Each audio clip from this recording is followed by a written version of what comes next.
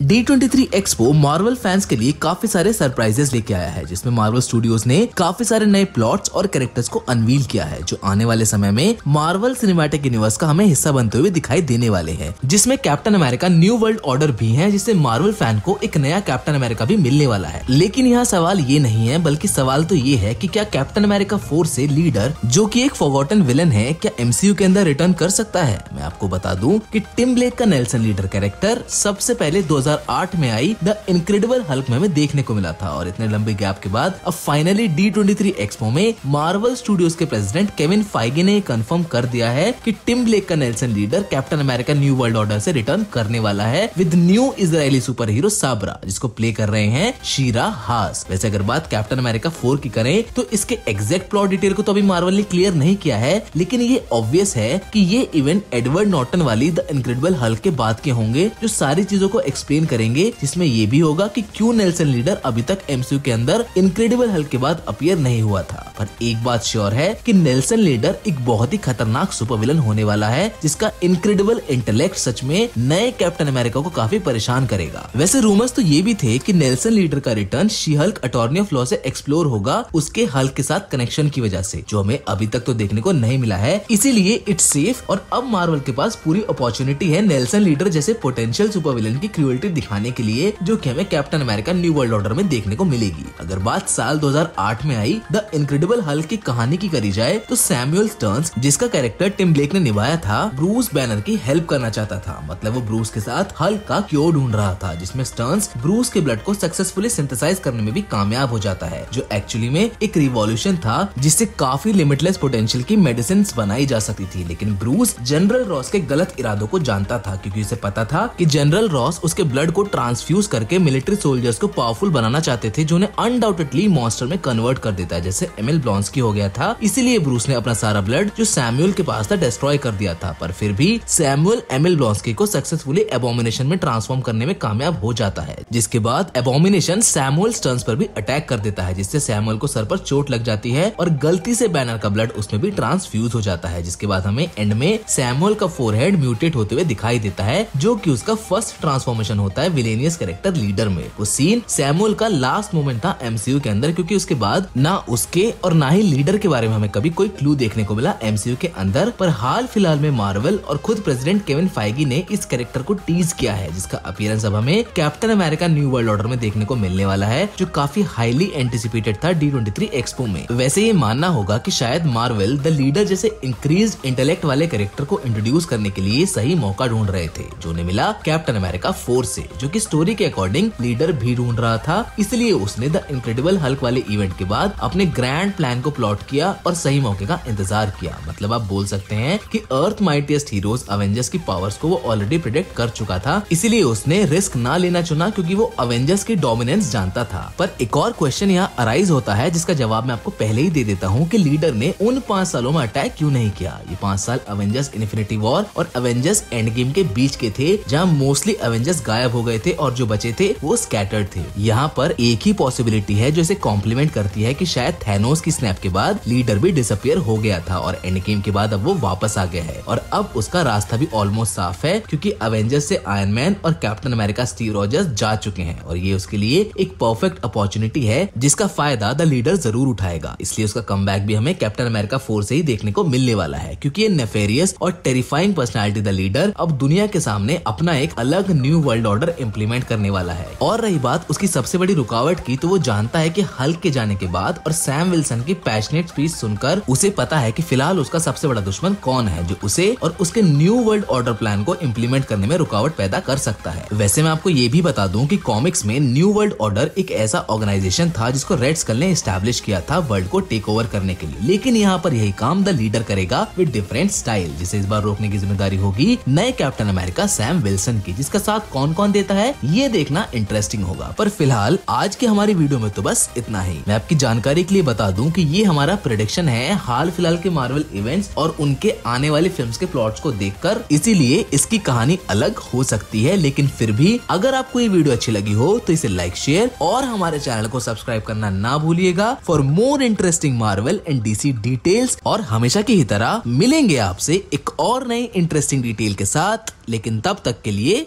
धन्यवाद।